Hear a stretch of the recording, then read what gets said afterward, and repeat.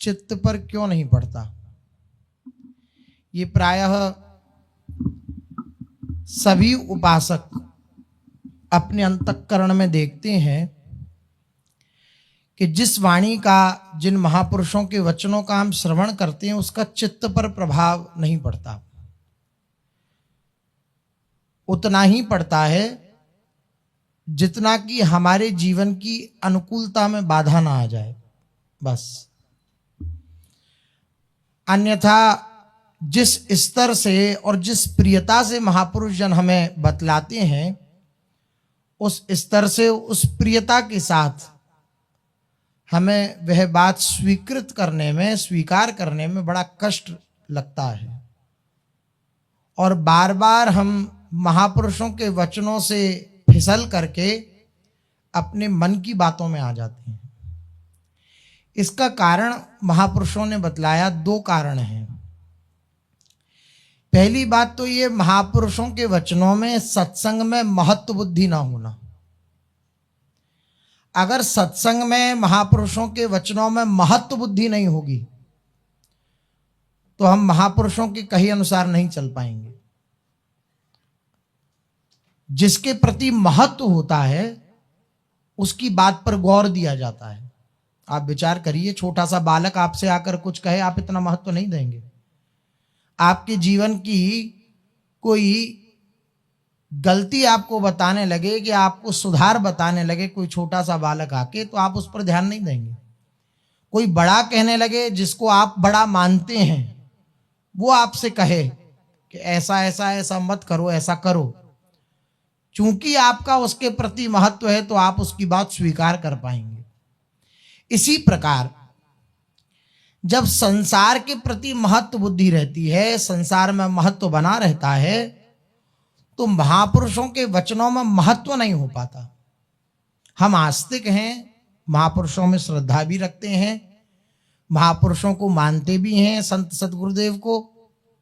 लेकिन पूज्य सतगुरुदेव भगवान कहते हैं, लाखों लोग ऐसे हैं जो गुरु को मानते हैं, लेकिन एक दो ऐसे हैं जो गुरु की मानते हैं।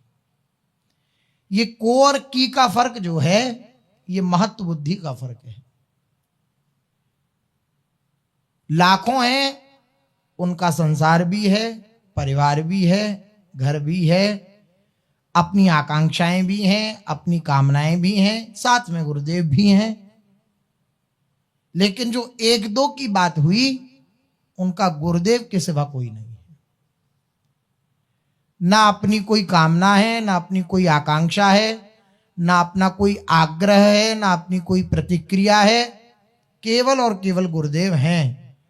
तो गुरुदेव जो कह दें वो उनके लिए पत्थर की लकीर हो जाता है। इसी बात को सेवक जी कह रहे हैं, अब जो ही कहें करें हम सोई, आयस लिए चलें निज दासी। निज दासी, जो निजदास हो गया, उनका निज बन गया, उसके लिए ये बात है कि उसके लिए आज्ञा जीवन बन जाता है। जो गुरुदेव ने साधन दे दिया, वो साधन उनके लिए जीवन बन जाता है।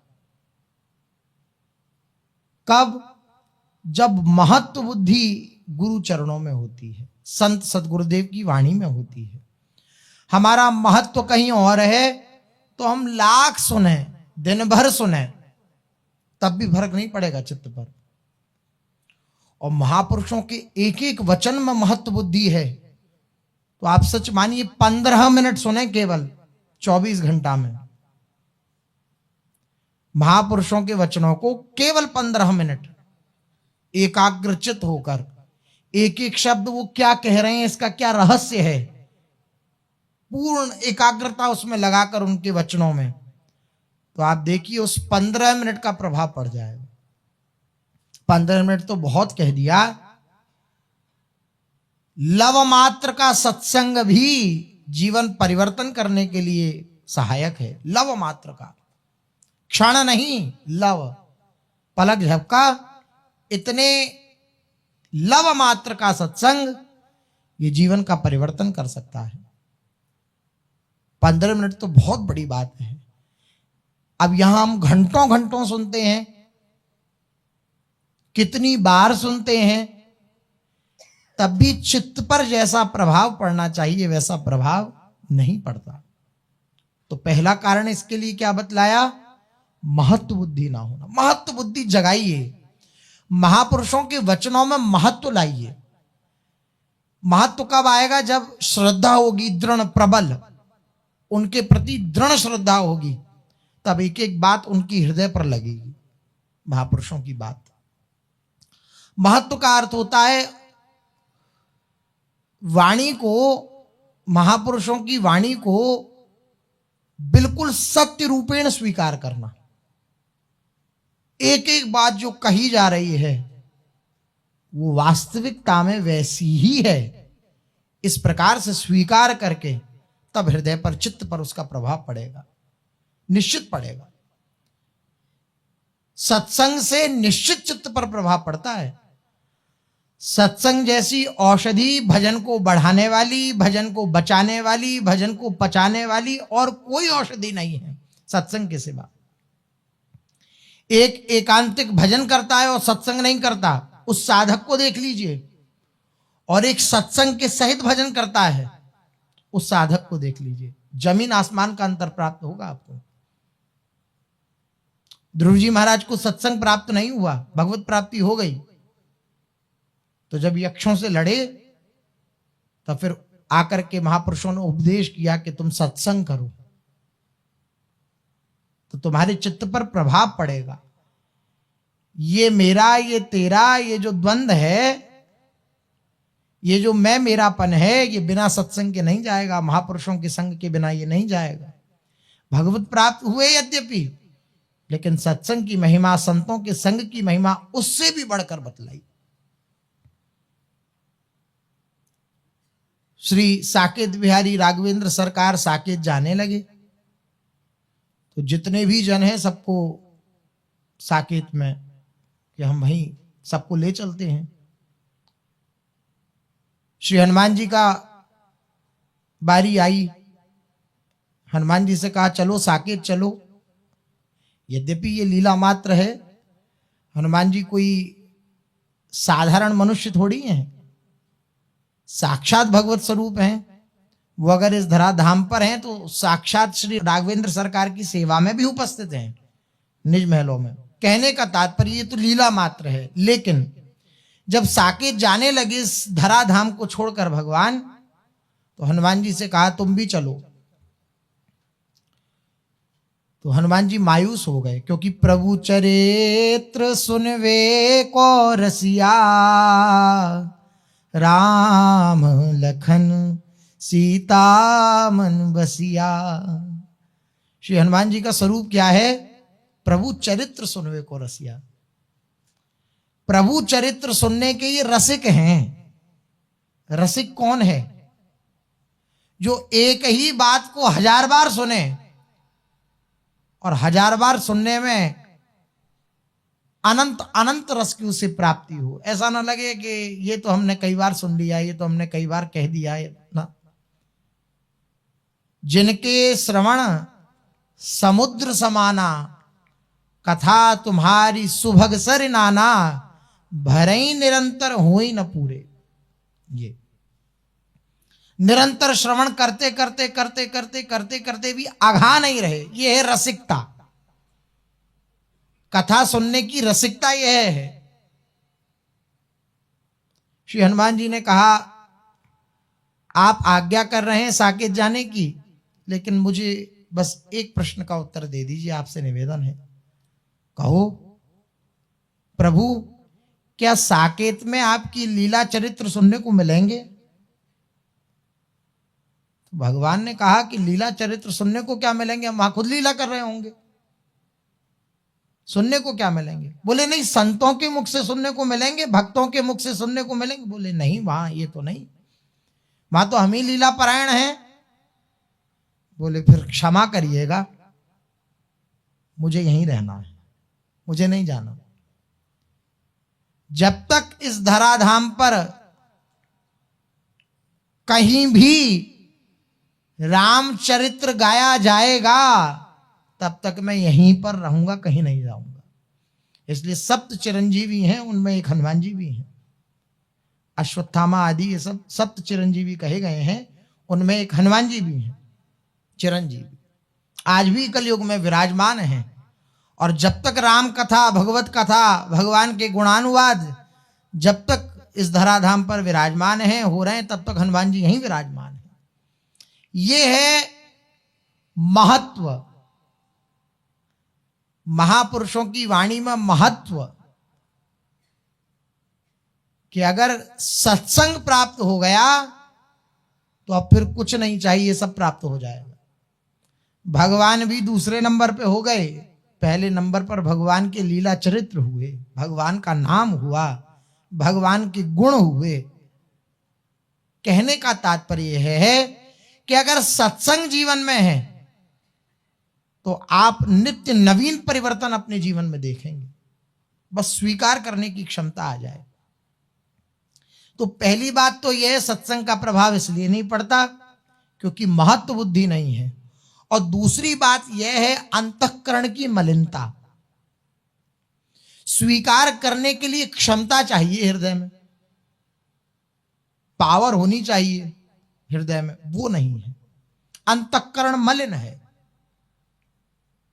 और जब तक अंतःकरण मलिन है तब तक महापुरुषों की बात को सीधा स्वीकार करने की क्षमता हमारे हृदय में नहीं हो सकती।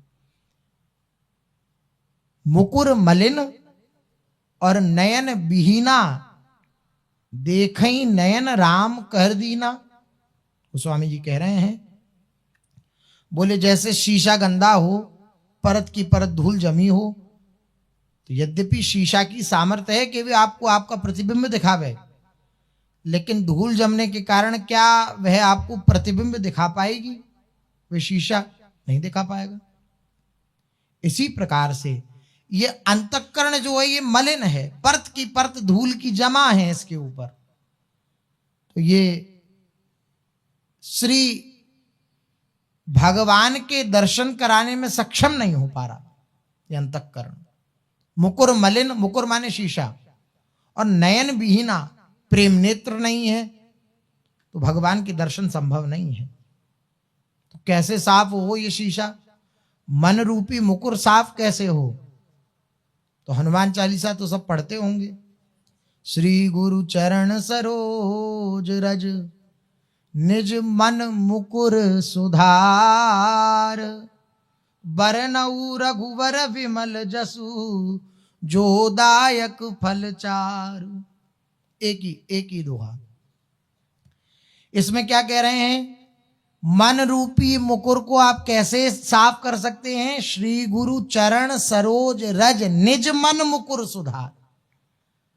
अपने निज मन को, अपने मन को, मन रूपी शीशे को आप गुरु चरण रज के द्वारा साफ कर सकते हैं।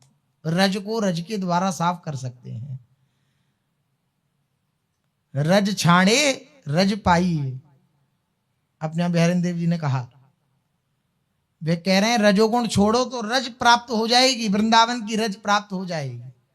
जैसे कांटे से कांटा निकलता है, बोले मन पे जो ये गंदगी जमा हो गई है, मन पे ये जो धूल जमा हो गई है, इस धूल को मिटाने का एक ही उपाय है, श्री गुरु चरण सरोज रज। गुरु चरण कमलों की जो रज है वो आपके मलिन अंतःकरण को साफ कर देगी। गुरु जी जा रहे हैं और पीछे से उनके चरण कमलों की रज मस्तक पर धारण कर लें, ये तो सौभाग्य की बात है ही। लेकिन मुख्य बात क्या है? गुरुदेव की आज्ञा पालन। जो गुरुजनों की आज्ञा का पालन करता है, महापुरुषों के वचनों का पालन करता है, उसका अंतःकरण निर्मल हो जाता है। और उस निर्मल अंतःकरण पर महापुरुषों की निज हृदय की स्थिति की छाप छोड़ जाती है उस अंतःकरण पर, जो गुरु के चरण रज का अर्थात गुरु की आज्ञा का पालन करता है। गुरुजनों के वचनों का पालन किया और अंतःकरण निर्मल हुआ। गुरु जी के वचन क्या हैं? निरंतर नाम का रटन। जहां नाम का रटन हुआ वहां इस मन रूपी मुकुर की सफाई होने लगी, इस शीशे की सफाई होने लगी। जहां शीशे की सफाई हुई तो आपको अपना प्रतिबिंब दिखने लगेगा। फिर सत्संग में आपको प्रत्यक्ष दिखेगा कि जो कहा जा रहा है वैसा ही मैं हूं, वही मेरी स्थिति है, ये दिखने लगेगा। सत्संग मुकुर है, शीशा है, वैसा का वैसा दिखने लगेगा। अभी धूल जमा होने के कारण ऊपर से बात चली जाती है, अंतःकरण में प्रवेश नहीं करती, क्योंकि गंदा है, दिख ही नहीं रहा कुछ। और सत्संग के प्रभाव से अपनी स्थिति दिखने लगेगी कि मैं ऐसा हूं, फिर सुधार होने लग जाएगा। तो पहला कारण महत्व बुद्धि ना होना, और दूसरा कारण अंतःकरण का मलिन होना। यही हेतु है जो सत्संग के वचनों का प्रभाव, महापुरुषों की वाणी का प्रभाव हम पर नहीं पड़ता। अंतःकरण मलिन होने से सत्संग का रंग नहीं चढ़ता। मैला कपड़ा रंग में डुबोने पर उसमें रंग अच्छा नहीं चढ़ेगा, लेकिन स्वच्छ कपड़ा हो, सफेद, आप जो रंग में रंगना चाहो उस रंग में रंग जाएगा। प्रेम, आसक्ति, रुचि, राग, इन सब का अर्थ एक ही है। पारस से लोहा छुआ देने से लोहा सोना बन जाता है। कहा है कि भाई खूब अपने जन महिमा सुनते हैं वृंदावन की, आओ वृंदावन में।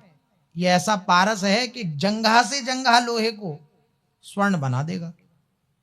श्रवण करते हैं, लेकिन पारस लोहा को तभी स्वर्ण बनाता है जब पारस और लोहे के बीच में किसी प्रकार का कोई व्यतिक्रम ना हो, कोई बाधा ना हो।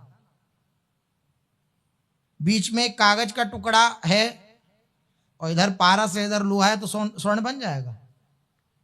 जो भी बीच में बाधा है उसको हटाना पड़ेगा तो स्वर्ण बन जाएगा। तो जो वृंदावन पारस से हमारे मलिन इस लोहे, जंगा लोहे को जो स्वर्ण बनाता है, प्रभु के योग्य बनाता है, वो तब बनाता है जब हमारे और पारस के बीच में किसी प्रकार की कोई बाधा नहीं होती। बाधा क्या है? संसार की आसक्ति ही बाधा है। बाधा क्या है? संसार का मोह ही बाधा है। ये बाधा जहां हटी, छूते ही स्वर्ण बन जाएगा। इसलिए वृंदावन में रहते हुए भी वृंदावन का जो प्रभाव है वो अंतःकरण को प्रभावित नहीं कर रहा। उसका कारण यही है, बीच में कहीं ना कोई ऐसी रुई, ऐसा पर्दा, ऐसा कपड़ा है कि जो हमें स्वर्ण नहीं होने दे रहा। इसी की साधना है। पारस से लोहा छुआ देने से लोहा सोना बन जाता है, यह बात सत्य है, किंतु बीच में यदि व्यवधान होता है तो वह सोना नहीं होता। इसी तरह महात्माओं के संग से रंग चढ़ता ही है, यह बात सत्य है, किंतु यदि अविश्वास रूपी व्यवधान है तो रंग नहीं चढ़ेगा। विश्वास ही नहीं है महापुरुषों के ऊपर, आप दसियों वर्ष रह जाइए महापुरुषों के पास, तब भी आपका काम नहीं बनेगा। और दृढ़ विश्वास है और 100 कोस दूर रहो तब भी काम बन जाएगा विश्वास से। यदि अविश्वास का व्यवधान होता है तो रंग नहीं चढ़ेगा। जिनको पूर्ण विश्वास होता है उन्हीं के ऊपर सत्संग का, महापुरुषों का रंग चढ़ता है। 3 बात बतला दी हैं। पहली बात, सत्संग का प्रभाव क्यों नहीं पड़ता? महत्व बुद्धि ना होना। दूसरी बात, अंतःकरण का मलिन होना। तीसरी बात, अविश्वास, संत सदगुरुदेव में विश्वास न होना। ये 3 बातें ऐसी हैं जिसके कारण सत्संग सुनते हुए भी हम पर सत्संग का प्रभाव नहीं पड़ता। ये तीनों बात एक साथ खत्म हो जाएंगी जबरदस्ती भगवान का नाम रटन करने से। आप कहेंगे जबरदस्ती रटन करने से प्रियता कहां होगी? प्रियता ना हो, वो जबरदस्ती का रटन प्रियता पैदा कर देगा। हम इतने बड़े प्रेमी नहीं है कि राधा बोले और श्री किशोरी जी सामने नहीं, लेकिन राधा राधा राधा राधा राधा राधा राधा राधा बोलते रहे तो एक दिन ऐसा हो जाएगा कि किशोरी जी सामने होंगी। राधा राधा राधा राधा राधा, मन मना करेगा, मन उच्चाटन करेगा, लेकिन जबरदस्ती उसे बिठाना। किसी संत से एक साधक ने प्रश्न किया कि आप कहते हैं आसन पर बैठकर भजन करो, नाम का रटन करो। मैं नाम का रटन करता हूं आसन पर बैठकर, कि मेरे को इतनी संख्या में आसन पर बैठकर नाम का रटन करना है, लेकिन मन कुछ ही देर बाद उच्चाटन देने लगता है, कहता उठो, जल्दी उठो, यहां से, यहां मत बैठो, चलते फिरते नाम जब कर लो, तुम बैठो मत। मन की बड़ी विचित्र दशा है। वो पहले बैठा देगा, फिर थोड़ी देर बाद कहेगा उठ जाओ, चलते फिरते कर लेना, फिर चलते फिरते कहेगा कि थोड़ी देर लेट के कर लेना, और लेट के कर लेना तो फिर सो जाना। मन ऐसे ही दगा देता है। तो उन साधक ने प्रश्न किया कि मन थोड़ी ही देर में उच्चाटन करने लगता है, मन कहता है नहीं करो, उठ जाओ यहां से। उस समय साधक को क्या करना चाहिए? उन्होंने कहा, उन संत ने, कि अगर मन कहे आसन से उठ जाओ तो तुम्हें उठना ही नहीं है, बस इतना करना है। और इसके लिए आप सच मानिए बहुत सामर्थ्य चाहिए। वो ये सिखाते सिखाते, हम उसे सिखाते सिखाते कि भाई नहीं उठेंगे नहीं उठेंगे, और उठ जाएंगे, ऐसा होता है। तू कह रहा है नहीं उठेंगे हम, तू कहता रहे हम नहीं उठेंगे, और कहते कहते कहते कहते उठ जाते हैं। यही स्थिति है। ये जब ही कहा गया कि जबरदस्ती नाम का रटन, उन संत भगवान ने कहा कि अगर जबरदस्ती बैठे रह गए तो आप देखोगे कि धीरे धीरे धीरे धीरे मन शांत होने लग जाएगा। धीरे धीरे धीरे धीरे मन आपके बस में होने लग जाएगा, और फिर जो आसन में बैठने के लिए मना करता था वो आसन से उठना नहीं चाहेगा। लेकिन ये बीच की जो धारा होती है, मन की ये जो विचलता पैदा करना होता है, आपको उसको जबरदस्ती बिठाना पड़ेगा, लगाना पड़ेगा, उससे कहना पड़ेगा तू कुछ भी कर, मैं नहीं उठूंगा नहीं उठूंगा नहीं उठूंगा। फिर वो धीरे धीरे जब देख लेगा कि ये अब मेरी बात नहीं मानेगा, वो अंदर ही है ना, तो हम वाणी से भले ही कहते रहे, वो अंदर जानता है कि मैंने एक बार और धक्का दिया तो ये फेल हो जाएगा, तो फिर प्रयास करता रहता है वो मनीराम। आपने अंदर से अगर निश्चय कर लिया, जहां वो देख रहा है उसके पड़ोस में ही है ये निश्चय बुद्धि, अंदर से निश्चय कर लिया, तो फिर ये धीरे धीरे शांत होने लग जाता है। फिर ये विचार करने लगता है कि ये अब नहीं मानेगा। और जिस बात के लिए अंदर से स्वीकृति नहीं हुई है उसके लिए बार बार वो कहता रहता है। जिस बात को अंदर से छोड़ दिया, हमें प्याज लहसुन नहीं खाना, तो आप देखिए स्वप्न में भी मन नहीं कहता होगा कि हमें प्याज लहसुन खाना है, नहीं कहेगा। लेकिन जहां भोग बुद्धि, जहां सुख बुद्धि बनी हुई है और बाहर से छोड़ दिया है, वहां के लिए मन बार बार कहता रहेगा ये कर लेते हैं, ये देख लेते हैं, ऐसा कर लेते हैं, वहां चले जाते हैं, क्योंकि अंदर से उसकी स्वीकृति नहीं हुई। वो अंदर ही बैठा है तो देखता रहता है किसकी स्वीकृति हो किसकी नहीं है। जिसकी नहीं है उसके ऊपर वो धावा बोल देता है। हमारे पास है ना ऑप्शन कि अगर तू परेशान करेगा तो तेरे कहे अनुसार हम टहल कर लेंगे नाम का जब। तो जब वो देखता है कि इसके पास ऑप्शंस हैं और ये राजी हो सकता है तो वो राजी कर देता है। इसलिए जबरदस्ती नाम का रटन अगर किया जाए तो ये जो बाधाएं बतलाई गई, महापुरुषों के वचन जो हम स्वीकार नहीं कर पाते, वो बाधा का शमन हो जाएगा। केवल एक उपाय, जितने भी शास्त्र हैं, जितने भी पुराण हैं, जितने भी सिद्धांत हैं, उन समस्त सिद्धांतों का, उन समस्त शास्त्रों का, उन समस्त पुराणों का, उन समस्त भगवत वाक्यों का पूर्ण रूपेण अगर अपने जीवन में चमत्कार देखना चाहते हैं तो एक ही उपाय है, नाम का रटन, दिन रात नाम का रटन। आप आश्चर्य मानेंगे, सुमिर पवन सुत पावन नामू, अपने बस करी राखे रामू। नाम जापक भगवान को ऐसे बस में कर लेता, भगवान बिक जाते हैं उसके हाथ। नाम इतना बड़ा है, इतना बड़ा है कि इतने बड़े प्रभु को भी भक्त के वश में कर देता है। सुमिर पवन सुत पावन नामू, अपने बस करी राखे रामू, ऐसा प्रभाव है। नाम के रटन से सब संभव हो जाएगा। पीछे भी एक बार निवेदन किया था, एक नियम बनाइए, 10,000, 21,600 या जो भी आप नियम बना पाए, आप अपने अंतःकरण में उसका प्रभाव देखिएगा। बैठे बैठे आनंद की स्फूर्ति होगी। बस अपराध से बचें, थोड़ा सा सबसे बड़ा अपराध निंदा का अपराध ये है, निंदा करने से बचें तो उस नाम का ऐसा प्रभाव होगा, बैठे बैठे आनंद की स्फूर्ति होगी। एक सहज आनंद आपके हृदय में रहेगा, एक सहज शांति आपके हृदय में रहेगी और बीच बीच में हुक उठती रहेगी। किस बात की है ये भी नहीं पता लगेगा।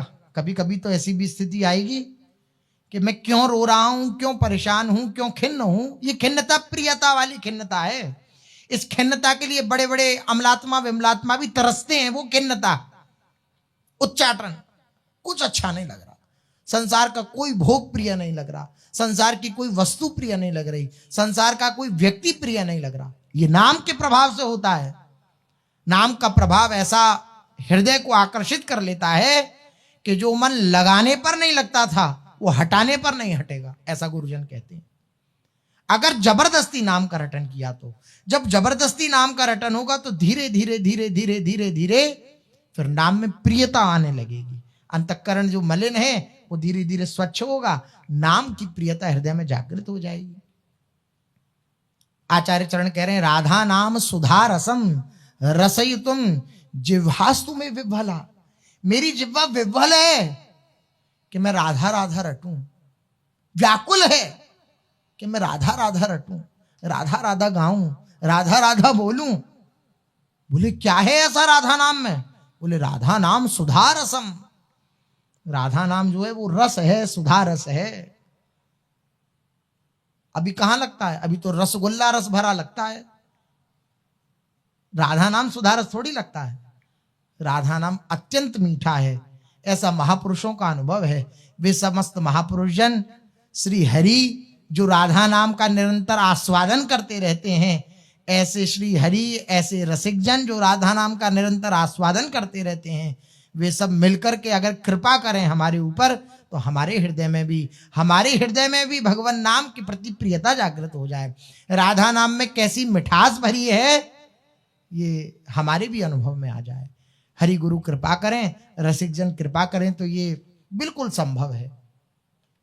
अपना प्रयास केवल इतना ही है जो उनकी आज्ञा है कि चलते फिरते उठते बैठते सेवा करते हुए नाम मंत्र चलते रहना चाहिए।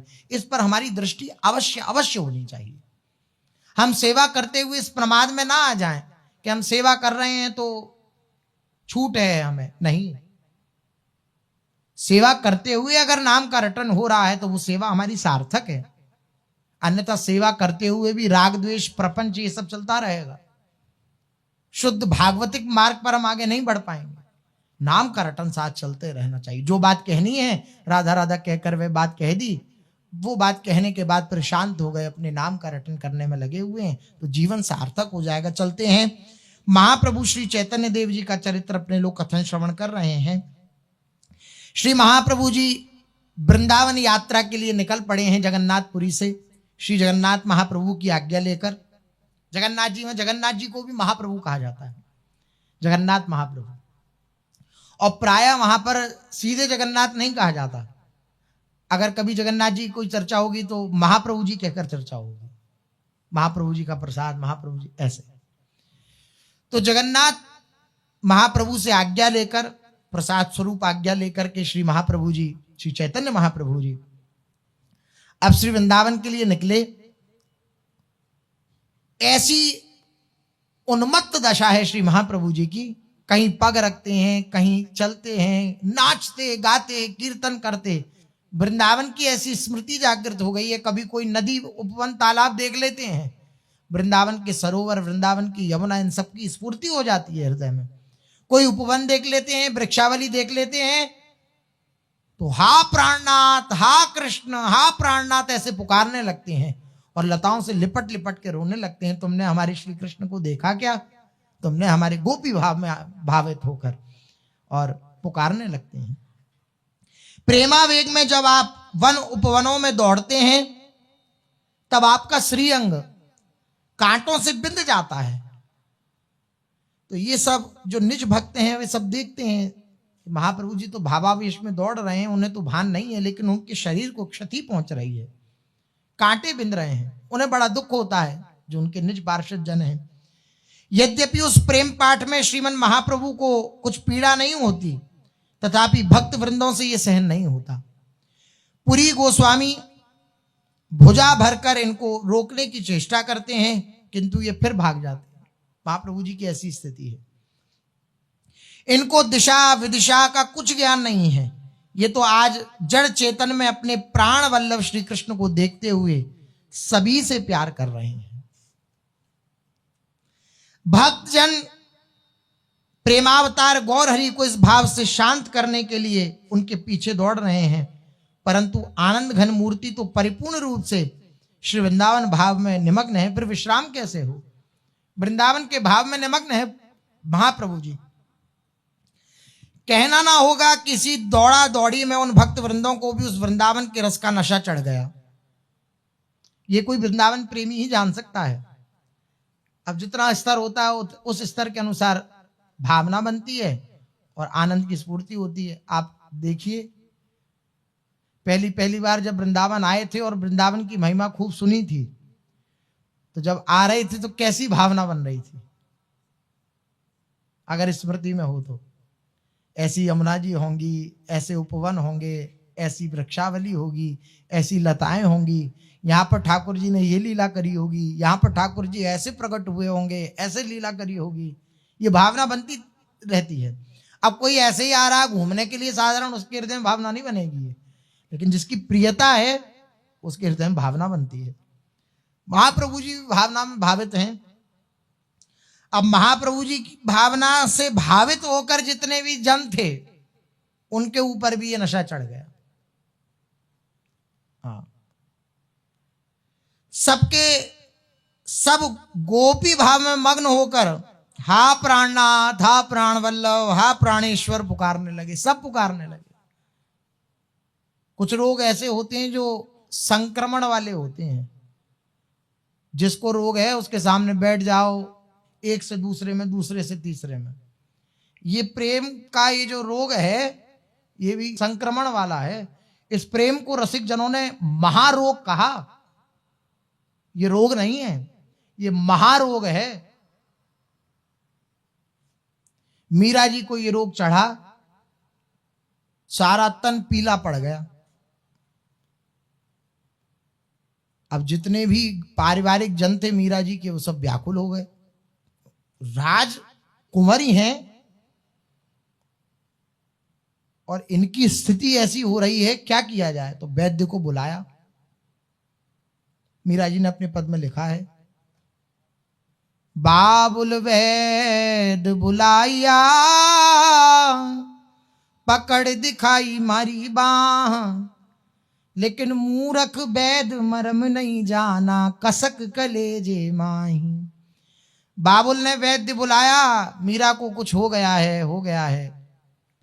वो आया, मेरी नाड़ी पकड़ने लगा, लेकिन उस वैद्य को ये नहीं पता कि मेरे को तन का रोग नहीं है, मेरे को मन का रोग है।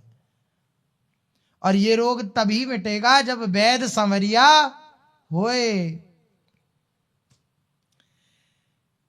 इस मेरे रोग का शमन तभी हो सकता है जब वैद्य सांवरिया आए, श्री ठाकुर जी आए, गिरधर लाल आए, तब इस रोग का शमन हो सकता है। तो ये महारोग है। ये प्रेम जो है ये महारोग है और संक्रमण का रोग है। इसलिए महापुरुषों ने आज्ञा करी कि इस प्रेम की प्राप्ति करना चाहते हो तो रेमन रसिकन संग बिन रंच ना उपजे प्रेम। रसिकों का संग करो, क्योंकि इनके संग के बिना प्रेम नहीं उपजेगा, प्रेम नहीं प्रकट होगा, क्योंकि ये संग से प्रकट होता है। रसिकों का संग होगा तो रसिकों के संग के प्रभाव से, उनके उच्छिष्ट के प्रताप से, उनकी आज्ञा पालन के प्रताप से आपके हृदय में प्रेम प्रकट हो जाएगा। संग का अर्थ होता है आज्ञा पालन। अब तो महाप्रभु जी के संग का प्रभाव ऐसा पड़ा कि जितने भी जन थे सब गोपी भाव में भावित।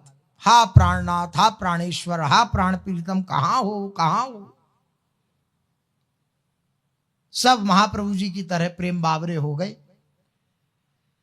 इस प्रकार वृंदावन रस मग्न श्री गौर हरि अपने भक्तों सहित बड़ी कठिनता से, क्योंकि भावना में भावित हैं तो बड़ी कठिनता से मार्ग तय हो रहा है, और भुवनेश्वर शिव क्षेत्र में पहुंचे। यहां भी श्री क्षेत्र से प्रभु के लिए श्री श्री जगन्नाथ जी का प्रसाद आया।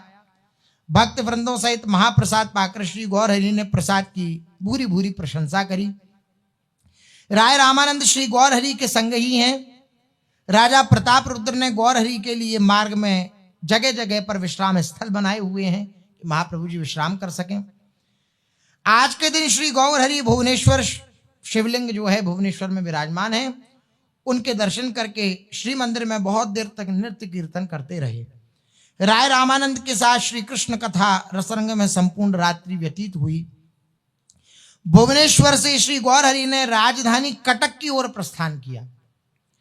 इस समय आप में पूर्व चंचलता नहीं है, किंतु साधारणतया नाम जप करते हुए आप चल रहे हैं। नाम का रटन अलग अलग तरंगें होती हैं, कभी आनंद से नाम जप हो रहा है, कभी धीरे धीरे नाम रटन हो रहा है, कभी जल्दी जल्दी नाम का रटन हो रहा है, कभी पुकार हो रही है, कभी उनकी भावना में चुप शांत बैठे हैं। ये अलग अलग तरंगें प्रेम की होती हैं। आपके युगल नेत्र कमलों से प्रेमाश्रु धारा बह रही है और जिह्वा उपांशु नाम रटन कर रही है। ऐसे पुरी गोस्वामी एवं स्वरूप दामोदर गोस्वामी श्री गौर हरि के दाएं बाएं चल रहे हैं। पीछे पीछे पालकी में राय रामानंद जी आ रहे हैं। सब भक्तवृंद साथ में है। श्री गौर हरि के जप में ये एक नियम है कि तुलसी का एक गमला आपके सदा नेत्र गोचर रहता है। बड़ी महिमा है। गौशाला में जप करना, तुलसी जी के वन में जप करना, या तुलसी जी को समीप रखकर जप करना, गुरु चरण पादुका के समीप जप करना, गुरु चरणों के समीप। आप अगर पादुका जी के पास बैठ करके मंत्र नाम जप कर रहे हैं, इसका अर्थ यह है आप गुरु चरणों के समीप बैठ करके मंत्र नाम जप कर रहे हैं। बड़ा प्रभाव है इसका। श्री गौर हरि इससे भक्तों को ये शिक्षा देते हैं कि इस हरिप्रिया श्री तुलसी जी के दर्शनों से ही हरिनाम जप में प्रेम होता है। ये महाप्रभु जी सबको शिक्षा दे रहे हैं। नामी और नाम में श्री गौर हरि ने अभेद माना है। जेई नाम तेई कृष्ण। जिस समय ये अपने प्राण वल्लभ श्री कृष्ण का नाम उच्चारण करते हैं तो उसी समय नामी श्री कृष्ण चंद्र इनके नेत्रों के आगे नृत्य करने लगते हैं, क्योंकि जहां प्रेम से पुकारा जाता है वहां नामी दौड़ा चला आता है। इस प्रकार जगत गुरु श्री गौर हरि स्वयं आचरण करके शिक्षा दे रहे हैं कि कल्याण कामियों को जगत का काम भी करना चाहिए और साथ साथ भगवान नाम का रटन भी करना चाहिए। कर से कर्म करो विधि नाना, मन राखे जहां कृपा निधाना। मन को हम प्रभु के श्री चरणों में रखें और हाथों से जो हाथों की क्रियाएं हैं अपने कर्तव्य पालन है वे करते रहें। श्रीपाद परमानंद पुरी गोस्वामी प्रवृत्ति को आगे भेजकर एक दिन श्री गौर हरि ने राय रामन के साथ कृष्ण कथा का रस लिया। भक्त और भगवान की संपूर्ण रात्रि प्रीतम की कथा में बीत गई, परंतु फिर भी तृप्ति नहीं हुई। ऐसी कथा में रस बहा कि तृप्ति नहीं हुई। प्रातःकाल होते ही गौर हरि कटक की ओर चल पड़े।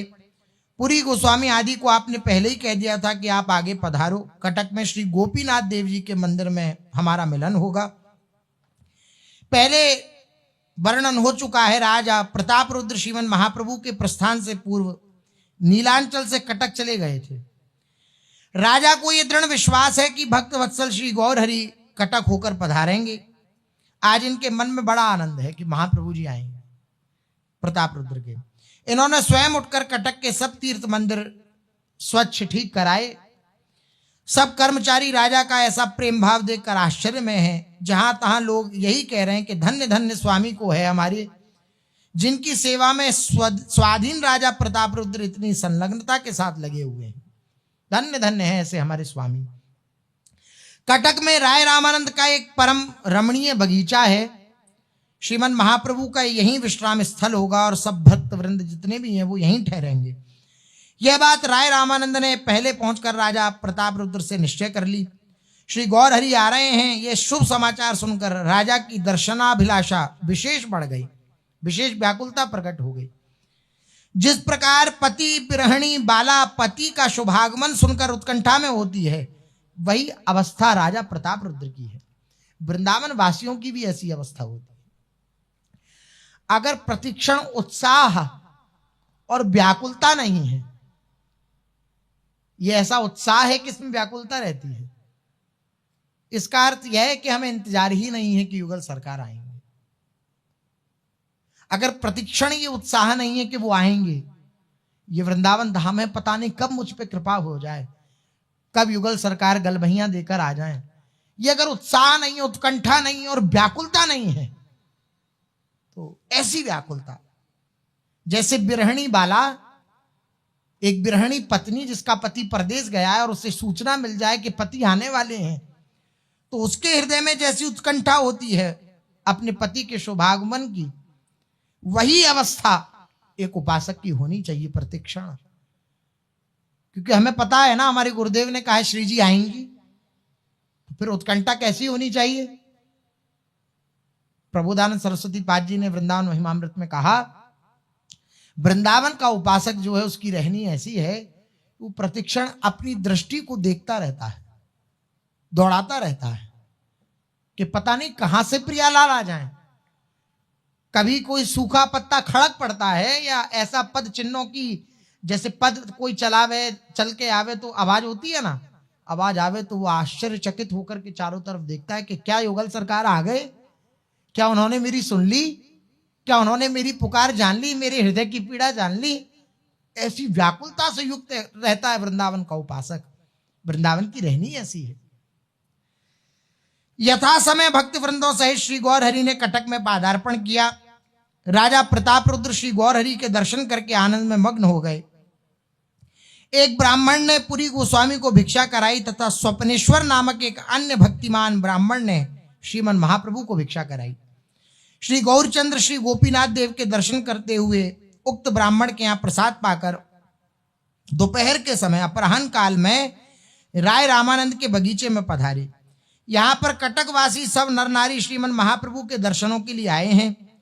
उस समय सुरम्य पुष्प वाटिका में एक बकुल वृक्ष के नीचे श्री गौर सुंदर विराजमान हुए। आपके मुखचंद्र पर सुमधुर हास्य की किरणें छिटक रही थीं और श्रीअंग की कांति भक्त वृंदों के चित्त को बलात् खींच रही थी। उस समय कटक निवासी गौर हरि के दर्शनों में ब्रह्मानंद का अनुभव कर रहे थे। जितने भी कटक के निवासी जन थे, श्री महाप्रभु जी के दर्शनों में ब्रह्मानंद का अनुभव कर रहे थे। राय रामानंद ने श्री गौर हरि के दर्शनों का उपयुक्त अवसर देखकर स्वयं जाकर महाराज प्रताप रुद्र को इसकी सूचना दी। राजा अपने प्रधानमंत्री तथा अन्य ब्राह्मणों सहित अति साधारण वेश में राय रामानंद जी के साथ चल दिए, क्योंकि पता है अगर मैं थोड़ी सी भी राज वेश में गया तो महाप्रभु जी कहीं नाराज ना हो जाए। तो साधारण वेश में राजा प्रताप रुद्र ने उपवन में प्रवेश करते ही दूर से देखा, कनक कांति विशिष्ट श्री श्री गौर सुंदर एक बकुल के वृक्ष के नीचे विराजमान है। अपने प्राणनाथ के दर्शन करते ही इनके नेत्रों से प्रेमाश्रु धारा बह निकली। आनंद में शरीर थर थर कांपने लगा। फिर जैसे तैसे श्रीमन महाप्रभु के सन्मुख पहुंचे और पृथ्वी पर लौट करके दंडवत प्रणाम किया। दंडवत प्रणाम माने दंडवत, दंड की तरह। दंडवत प्रणाम करने का अर्थ होता है जैसे दंडा सीधा खड़ा हो और उसे गिरा दिया जाए तो कैसे गिरता है एकदम, वो है दंडवत प्रणाम। दंडवत, दंड की तरह दंडवत प्रणाम किया श्रीमन महाप्रभु को। राजा का सर्वांग धूल में धूसरित हो गया। राय रामानंद ने बड़ी कठिनता से राजा को संभाला, प्रताप रुद्र जी को। यद्यपि श्री गौर हरि विषयी लोगों से बात नहीं करते तो भी भक्त वत्सल प्रभु राजा की भक्ति में बंधे हुए हैं। राजा प्रताप रुद्र का प्रेम देखकर श्री गौर हरि ने देखा कि ये तो बड़े व्याकुल हो रहे हैं। उठे महाप्रभु जी और उठ करके अपने हृदय से लगा लिया राजा प्रताप रुद्र को। श्रीमन महाप्रभु के अश्रुपातों से राजा का सर्वांग अभिषिक्त हो गया और वे आनंद सागर में निमग्न होकर अनिर्वचनीय सुख का अनुभव करने लगे। राजा के प्रति श्री गौर हरि की ऐसी अपार कृपा देखकर भक्त वृंद तथा राज कर्मचारी जितने भी थे वो आनंद में विह्वल हो गए। श्री गौर हरि उसी बकुल वृक्ष के नीचे बैठकर राजा के साथ प्रेम संभाषण करने लगे। और क्या वह संभाषण हुआ सो शेष चर्चा आगे। श्री राधा वल्लभ लाल की।